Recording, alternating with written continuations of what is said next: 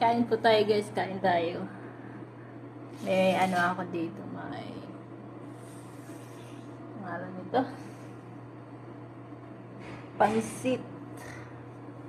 May pansit sila pala, may pansit sila. Mukha ako kasi naubusan sila ng gaso. Magluto sana ako ng pansit canton niya lang. Naubusan sila ng gaso. So, may pagkain naman na iwan yung kapatid ng ano ko. Kinuha ko na lang kasi hindi ko alam palabas dito. Mamaya papaturo pa ako kung saan ako bibili kasi pasikot-sikot kasi yung ano, dahanan nila papunta doon sa palengke. Kaya buti na lang may naiwan na pagkain. So, ito na lang kainin ko. May mga noodles akong nalagaling sa Singapore at saka may pancit canton na isa lulutuin ko sana. Kaya lang naubusan nga ng gasol.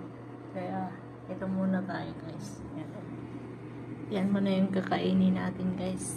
Pansit. Tapos may kanin sila. May naluto kasi silang kanin din sa rice cooker. Kaya ito kakainin natin.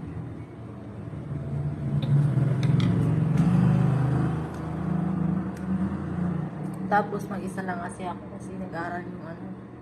Naitrabaho yung ano ng ano ko, partner ko at saka yung anak niya nag-aaral. Hinatid ko kanina. Kaya ako na lang mag-isa dito.